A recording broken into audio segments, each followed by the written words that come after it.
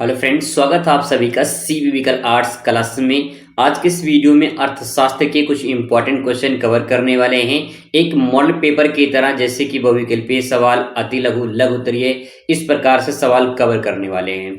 तो दोस्तों, अगर आप इस सवाल को कवर कर लेते हैं तो आपके पेपर में देखने को मिलेगा। मैं साथ साथ में आपको तैयार करवाने की पूरी कोशिश करूंगा। तो सबसे पहले आपके सामने यहाँ पे आया हुआ है क्वेश्चन, अर्थशास्त्र का जो है इकोनॉमिक्स का यहाँ पे पहला बहुविकल्पीय सवाल कवर करते हैं, फिर इसके बाद अति लघु, लघु उत्तरीय क्वेश्चन आएंगे।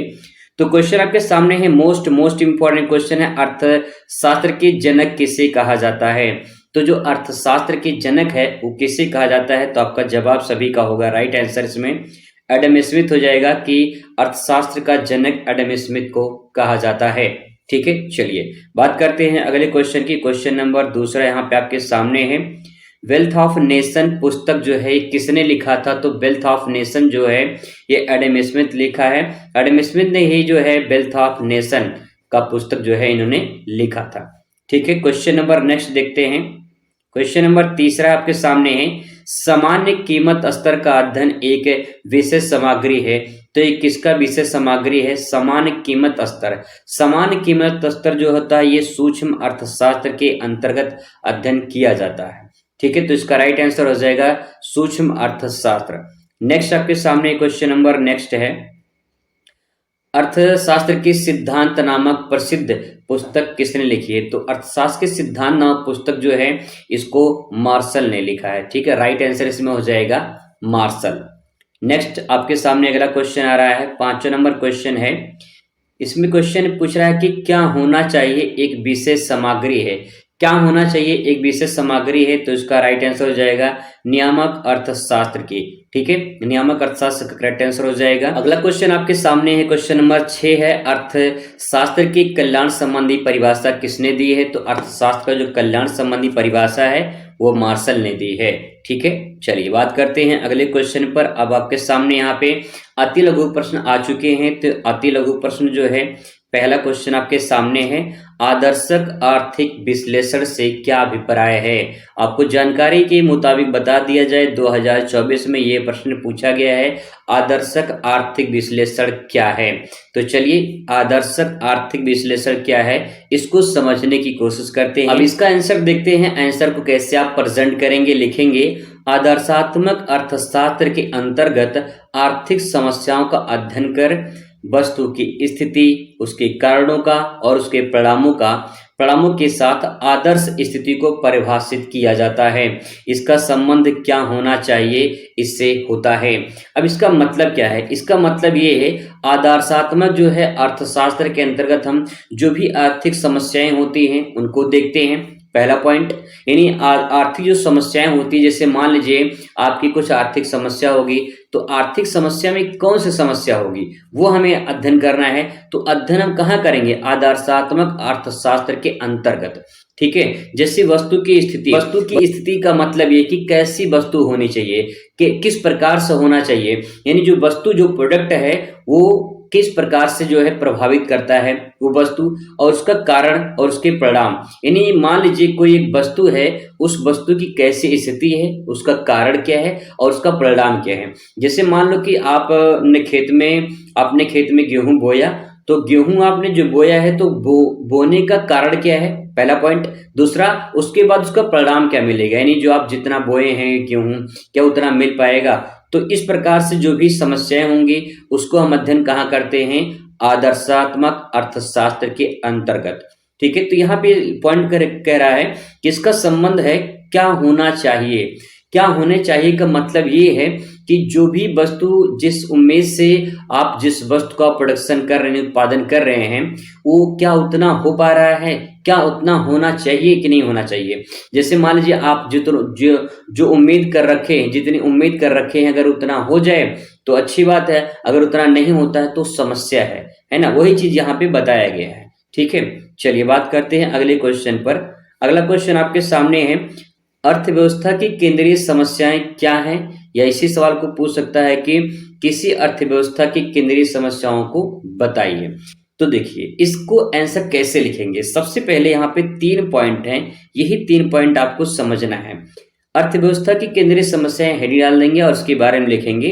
क्या उत्पादित किया जाए, पहला पॉइंट। यानी देश की सबसे बड़ी अर्थव्यवस्था की केंद्रीय समस्या क्या है, क्या उत्पादित किया जाए, यानी जो भी आप प्रोडक्शन कर रहे हैं वो क्या उत्पादन किया जाए, ठीक है। दूसरा ये पॉइंट है कैसे उत्पादन किया जाए, और तीसरा है किसके लिए उत्पादन किया जाए। ये बहुत बड़ी समस्या है कि क्या उत्पादन किया जाए, कैसे उत्पादन किया जाए और किसके लिए किए जाए। ये तीन बड़ी समस्या हैं आर्थिक जो है केंद्रीय अर्थव्यवस्था की, ठीक है। क्वेश्चन नंबर नेक्स्ट आपके सामने क्वेश्चन नंबर तीसरा देखिए, व्यष्टि अर्थशास्त्र को परिभाषित कीजिए। यह सवाल को पूछ लेगा सूक्ष्म अर्थशास्त्र क्या है। तो जो सूक्ष्म अर्थशास्त्र है इसको कैसे परिभाषित करेंगे, लिखेंगे व्यष्टि अर्थशास्त्र में आर्थिक मुद्दों का अध्ययन एक व्यक्तिगत इकाई के आधार पर किया जाता है। यानी कहने का मतलब ये कि जो व्यष्टि अर्थशास्त्र है इसके अंतर्गत हम क्या अध्ययन करते हैं, तो व्यक्तिगत जो इकाई होती है ना उसको अध्ययन किया जाता है। जैसे जैसे एक व्यक्ति के बारे में अध्ययन करना हो गया, एक फर्म के बारे में अध्ययन करना हो गया, एक उद्योग, उपभोक्ता, एक वस्तु। अगर हम किसी एक व्यक्तिगत इकाई के बारे में अध्ययन करें तो उसे हम व्यष्टि अर्थशास्त्र के अंतर्गत अध्ययन करते हैं। इसके अंतर्गत समानता यह अध्ययन किया जाता है कि वस्तुओं और सेवाओं का मूल्य निर्धारण कैसे किया जाए।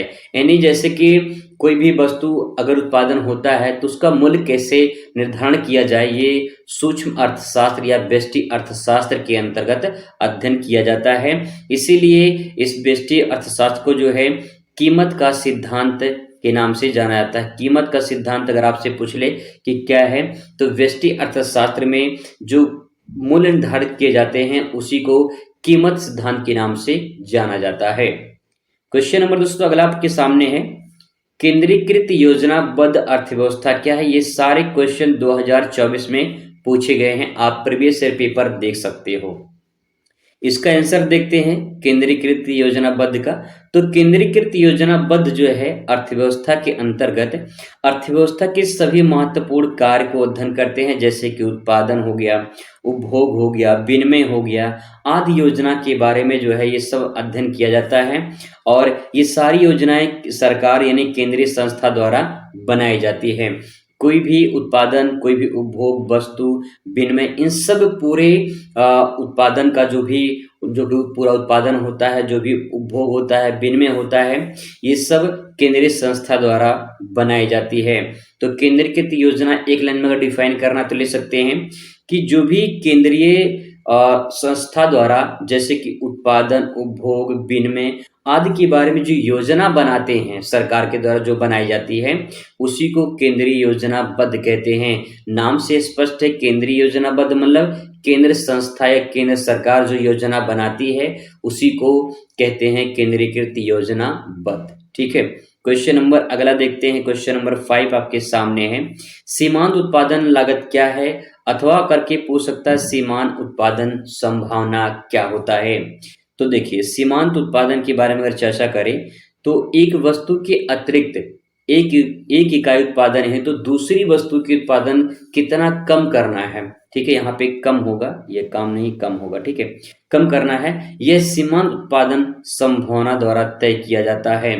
इसे सीमांत अवसर लागत के नाम से भी जाना जाता है। अगर इसको एक लाइन में समझना है तो सीमांत उत्पादन लागत का मतलब ये है कि जैसे मान लीजिए आपको 10 वस्तु है कोई, इसको उत्पादन करना है, ठीक है। तो मान लीजिए जब आप एक वस्तु उत्पादन किए तो जो आप दूसरा प्रोडक्ट उत्पादन करने जाएंगे तो अगर एक वस्तु में मान लीजिए 10 रुपया लगा है, जब दूसरा करने जाएंगे तो उसमें आपको 8 रुपया ही लगाना है। कहने का मतलब ये है कि जैसे जैसे उत्पादन की इकाई बढ़ती रहेगी लागत कम होती चली जाएगी। इसी को सीमांत लागत उत्पादन या सीमांत अवसर लागत के नाम से जाना जाता है, ठीक है। आई होप आपको क्लियर हो चुका होगा। तो दोस्तों ये कुछ इंपॉर्टेंट क्वेश्चन थे जो मैंने आपको बताने की कोशिश किया है कि आपको समझ में आ जाए। अगर आपको उसको पीडीएफ चाहिए तो जो है टेलीग्राम पे मैं भेज दूंगा, टेलीग्राम ज्वाइन करके आप इसे प्राप्त कर सकते हैं। चलिए मिलते हैं इस वीडियो में, तब तक खुश रहिए, मस्त रहिए और जिंदगी में स्वस्थ